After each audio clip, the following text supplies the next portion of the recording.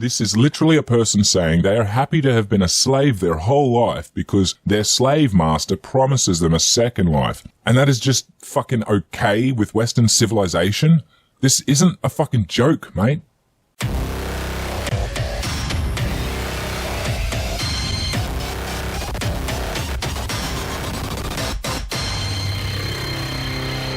G'day, NotJah here for the third and final part of our look at this year's Jehovah's Witnesses Circuit Assembly, Be Strong, where we finish covering their dreary summary of the Watchtower magazine. This video was sponsored by default by my VIX, and especially by my top donors and VIC 420s. I'm going to throw one of my patrons' names up right here, so thank you very much for all the support you have and continue to give me. Do you want to be a VIC? Just throw $1 at me and become a patron and you might see your name up here too. The link is down below. I'm going to do this one in pretty much one take and as quick as I can because I am so done listening to this garbage. This should be a short and sweet one, so let's get it done. Oh, and by the way, there will be a quick channel update at the end, so stick around. Well, another aspect of finding a satisfying life and listening to God is pursuing worthwhile goals. So how can Psalm 16 help us to do that? Would you like to turn to Psalm 16 verse 8? So we're in paragraph 14. And if we can please get you to read that. Sure. It says, I keep Jehovah before me constantly, because he is at my right hand and I will never be shaken. Very good. So A asks, what can help you to set worthwhile goals in life? Well, we have the example there of the young brother from Germany who now serves in another land. He said that when he was older that he didn't want to look back on his life and see that everything he did was just for himself. I want to be like that brother and use my abilities and gifts to honor Jehovah and to do things for others, not myself. That's great.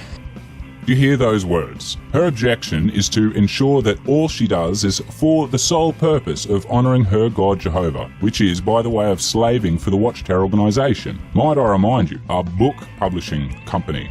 That child is a working publisher, someone trying to offload literature for the gain of a company. What do you call making children work? Oh yes, child labour. What is it when you don't pay them at all? Ah, that's called child slavery.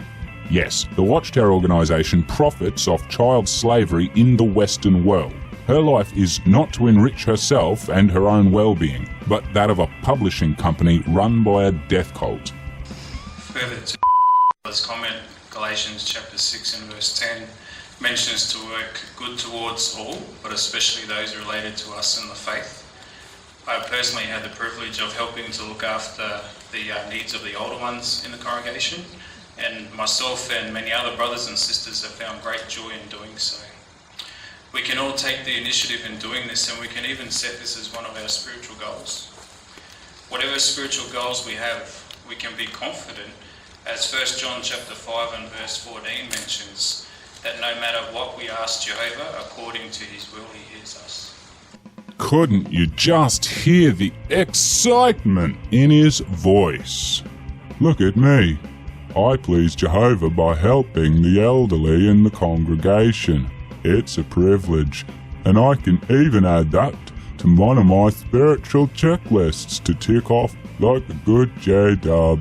So really, you aren't taking the initiative to help others, but taking the initiative to take advantage of others to help yourself advance your spiritual goals, in air quotes, and get good with your God. That is about the opposite of what selfless is. I want to know how many elderly folk this young man assists who are outside of his congregation or direct family, because this is just teaching the congregation how to get brownie points from Jehovah. That is no reason to give your kindness to others. Do it for the good of those others, not for yourself to gain everlasting life. And this is being taught to these children, to selfishly use others for your own advantage. For if you don't hold close to the Jehovah, children, he will surely murder you. So our big question asks, how have some young ones felt about setting spiritual goals? Well, from a young age, David loved Jehovah and wanted to serve him. David said in Psalm 16:8 that Jehovah was at his right hand, just like a good friend. We too can be happy if we put Jehovah first. As he grew older, I wanted to serve Jehovah, and as David said, never be shaken. And thus it is programmed from a very early age. Yeah. In the paragraph, it makes mention of Brother Stephen, who said that working towards a goal, accomplishing it, and then looking back on the improvement that he made brought him satisfaction. And likewise, we can, if we set spiritual goals and accomplish them, we too can be satisfied. Did they just say that you could find satisfaction without attributing it to Jehovah? Wait, no.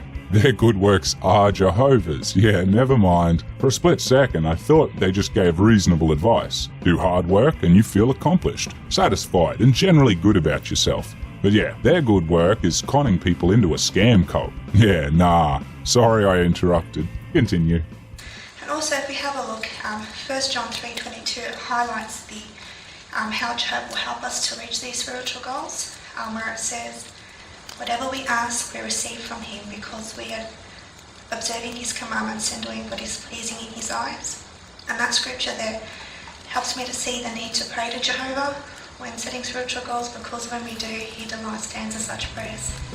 Hear that, children? Jehovah does answer your prayers. Just usually it's an obscure, unrelated way which leads to doing more work for the Watchtower. But that's beside the point. You'll notice in your Watchtower, friends, that associated with that next paragraph, we have the box, set practical goals. Have you set goals for yourself?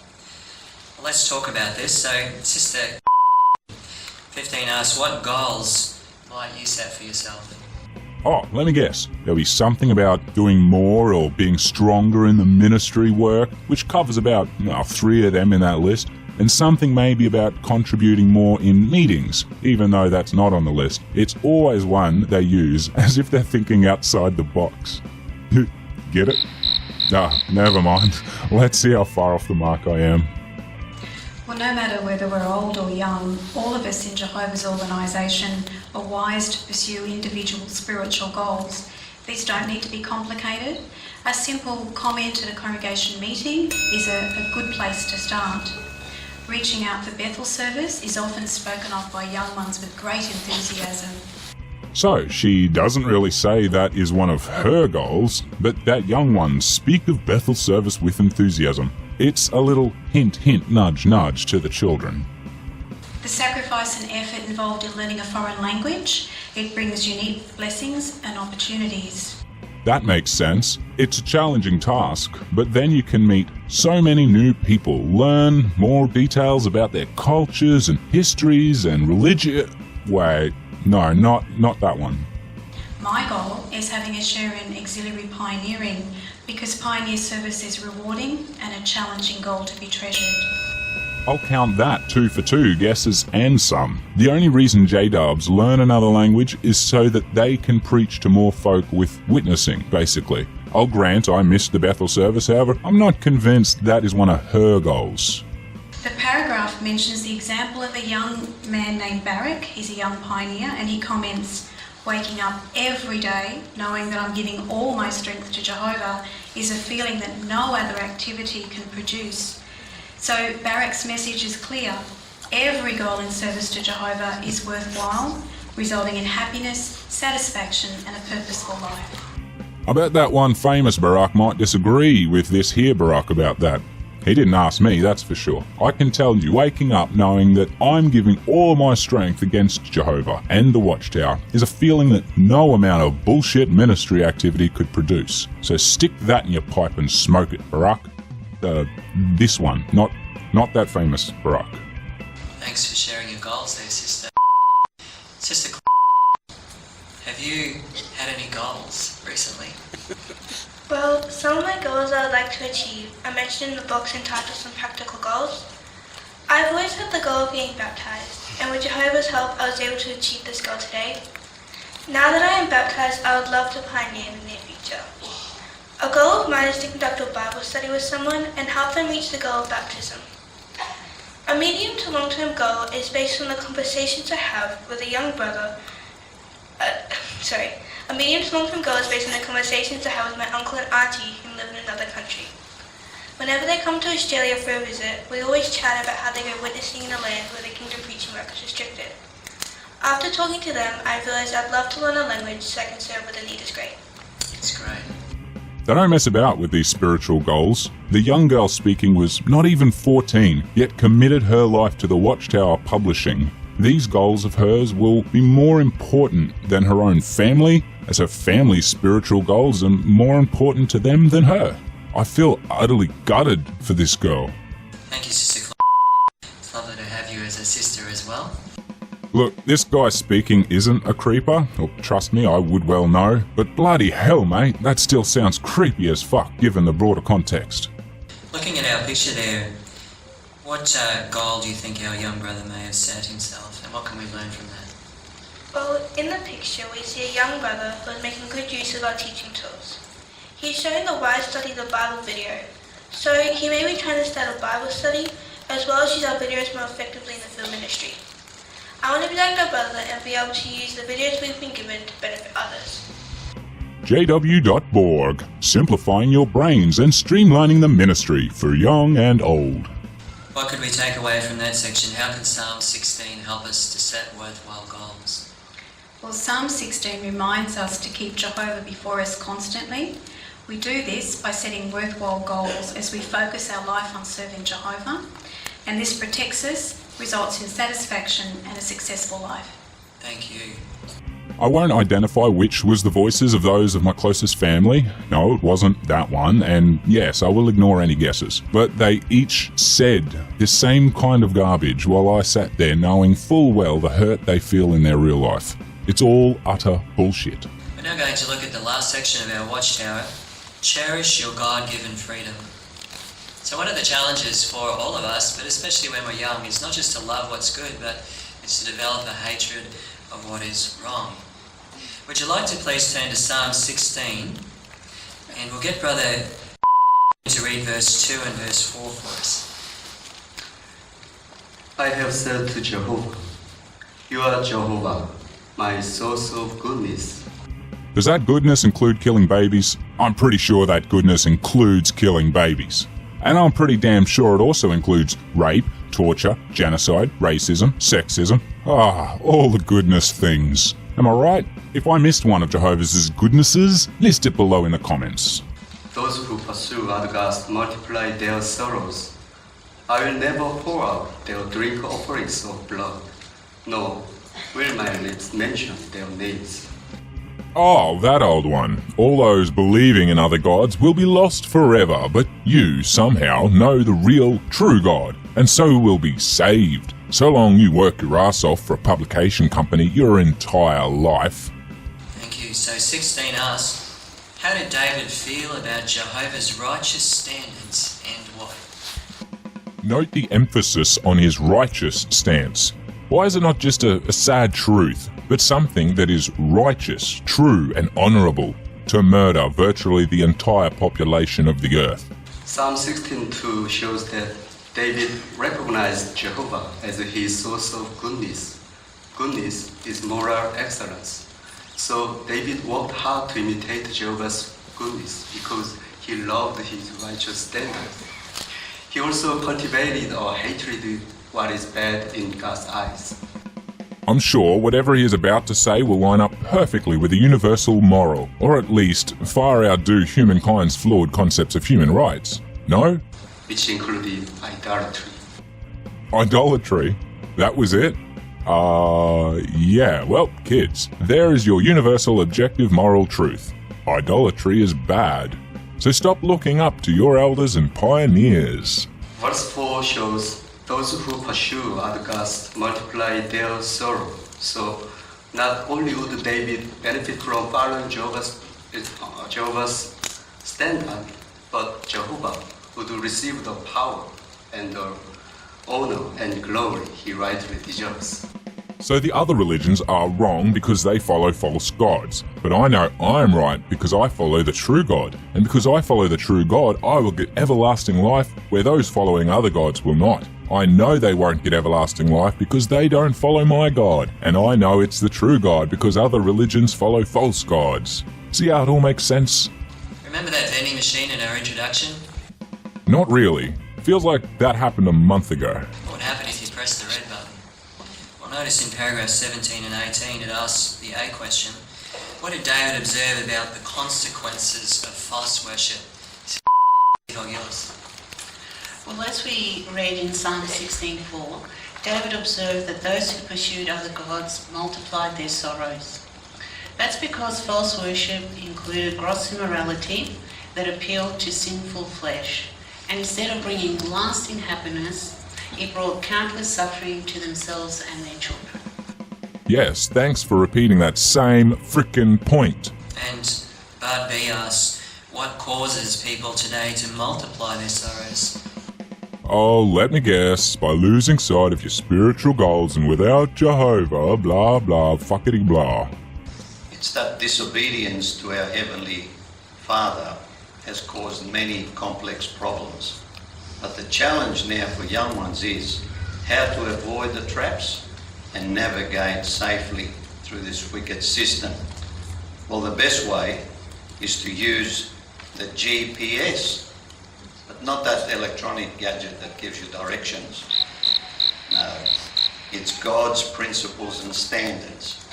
By obeying these principles, they will be protected. They will avoid many problems and will certainly not multiply their sorrows. Let's face it, by this point, do I even need to tell you how much this is bullshit? Thank you. GPS. Yes, GPS. Reaffirm that terrible point which was meant to sound smart. Paragraphs 19 and 20. Sister, what blessings await young ones who have faith in Jehovah and obey him? Young ones as well as us older ones, Jehovah offers many blessings. When you make the choice to turn away from Jehovah and to turn away from Satan and his world of detestable practices, as Jesus said, you will know the truth and the truth will set you free. This is so true for myself. It's been happening. As I came to know Jehovah, my trust grew and my faith continues to grow. As I read his word and obey it and live by it, he has truly opened up my life and I feel really blessed. Okay, yes, I caught her slip up near the start, but no, I'm not going to make a big deal about that because, well, we all stuff up on things like that. It isn't helpful in any way. Do you see how simplistic their portrayal of someone fading is? That they are lured by Satan and his world. Not that they did some research on the organisation or objected to internal practices, but that Satan is in them. Even I truly didn't realise how much of a belief this was until I was reminded of it, basically. And the memories started flooding back of believing the same thing. How easy it would be to do away with the demons just by chanting the name of Jehovah. It'd be bloody laughable if it weren't so tragic. Once young ones have laid their spiritual foundation, that actually opens up the door to many wonderful blessings. There's pioneering, Bethel service, local design construction, school for kingdom evangelizers. And also another blessing is the freedom to make wise decisions. Blessings of working harder for the Watchtower. And wait, she didn't just say the freedom to make wise decisions, did she? That just goes to show the age of some of these kids. First, they don't get that freedom at any age, but second, are they in for a shock when they grow up? Thank you. And what of one young brother? What was his experience about choosing Jehovah, pressing the green button?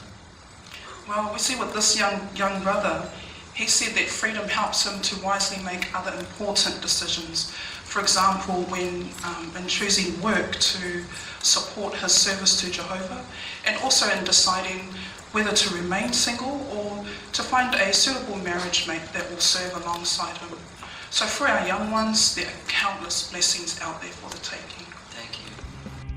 Okay, so choosing a marriage mate of the opposite gender and within the congregation. Gotcha. We all know that's the deal. But before that, you do hear them talking about their freedom to choose work, which is less about having free choice, but limitations of your free choice. And they will fight for these limitations on grounds of freedom of religion, of course. It's about as logically backwards as you could possibly be.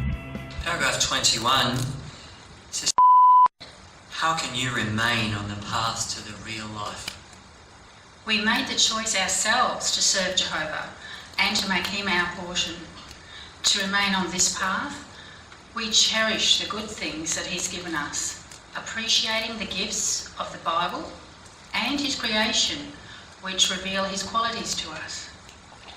By having faith that this is the best way of life, we look forward to the promise at Psalm 16:11, which says, "You make known to me the path of life. In your presence is abundant joy. There is happiness at your right hand forever." By following this, we will be sure to stay on the path to a real, satisfying life. First, not everyone makes that choice themselves. Secondly, no, his creation doesn't reveal anything about him. Admittedly, having faith their way of life is best does make them look forward to all that happiness and satisfaction, but it's in vain. Well, would you like to go to the start of your article, and let's review those three main points from Psalm 16 that can help us, whether we're younger or older, to have a truly satisfying life. So firstly, Sister, how can Psalm 16 help you to make Jehovah your portion? Well, Psalm 16 helps us to value our relationship with Jehovah. Others may take a different path, but we side with those who honour God. And Jehovah provides an inheritance in that he guides us on the path of life, and he provides us with refuge and strength.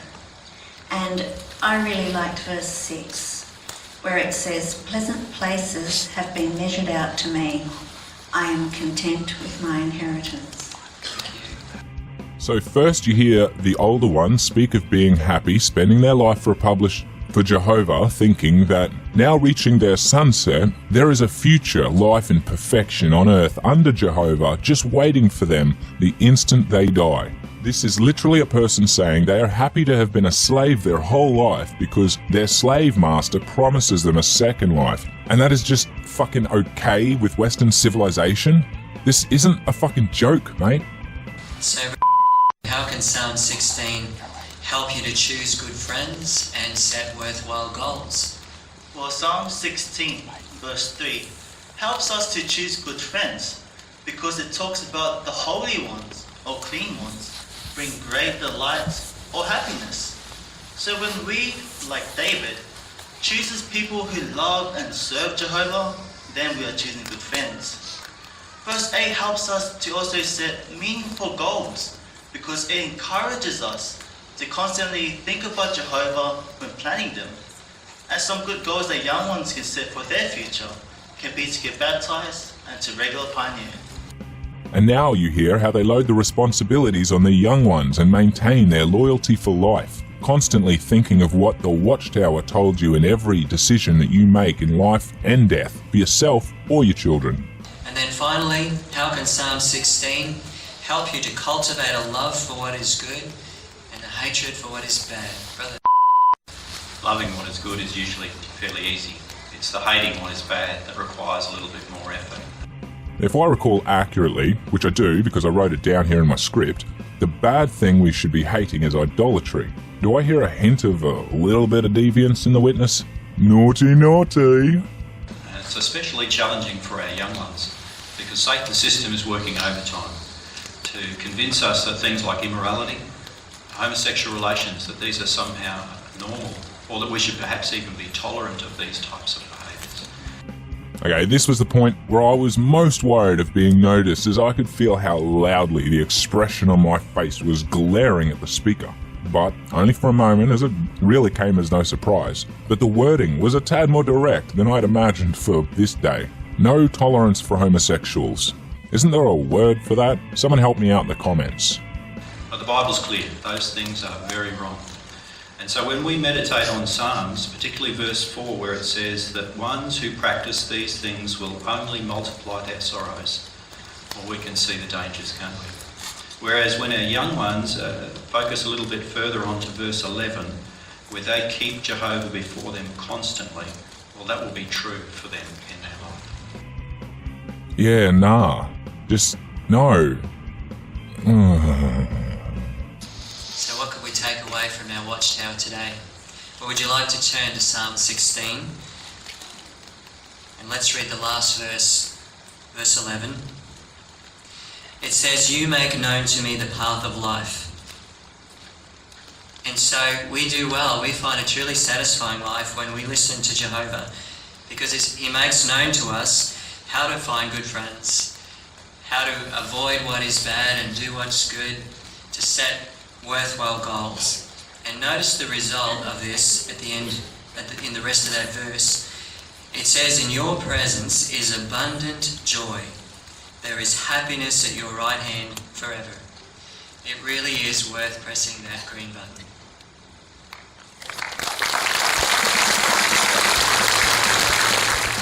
Yeah, no, it really isn't, children. That green button is a fraud. It's selling lies and will take away your entire life and possibly even your families. Steer well clear and one by one try and help those in to get out of this life-sucking, blood-obsessed vampire of a cult. Help your door-to-door witnesses see truth and get out, and hold all the rightful judgment against their oppressors of the Watchtower organization, a slave-owning fiction and fairy tales publication company. Don't give them any more power. Well, that was a bit intense, but it's over. I don't think I'll do one of those again, even if I'm invited for the same reasons, my family being involved in the program. I still won't record it and I won't do a response. If anyone wants something like this, I will link them this series from last year and this year, but no more. I don't want to do no more. Now though, I feel like I should do a bit of a channel update, just really quickly. I want to focus and improve my format and how I present some of my videos. I've had a few ideas in mind. I'll likely be trying them all and seeing what works for me and for you the best. It will be a lot of trial and error, but ultimately I want to put more detailed information into my scripts. I want to focus the topics and write them with proper structure instead of just me rambling like most of these are. This too means I will likely be stepping back from Twitter for, more extended periods of time, as it just leeches all of my time, and I won't be as frequently found in the side chats of other creators' streams. I know that in trying to improve all these things, my output will be even less than it is now. It's sort of where it is now because I have burnt myself out really bad. I've tried to get back up and into it, and then I just hit the wall again. Yeah. But I'm going to still try and get one video out per week if I can. Putting more into my videos takes longer to get them out, so I'm going to be spending a lot of time doing research and scripting to give a presentation that I can actually be proud of. But if that pushes my output to one video every 2 weeks, at least until I find a good rhythm, so be it. I just hope y'all can write it out with me and not forget about your upside down nut tray between video uploads. Whoa! So make sure you hit all the buttons for us. Like, share, subscribe if you're new, and come catch me in the Discord server where you can see what NotJah looks like. As always, links below. Thanks again to all of my patrons. You guys keep the channel running. I've been your imaginary underworld apostate, NotJah Witness. As always, cheers for watching, and please stay happy, healthy, and free.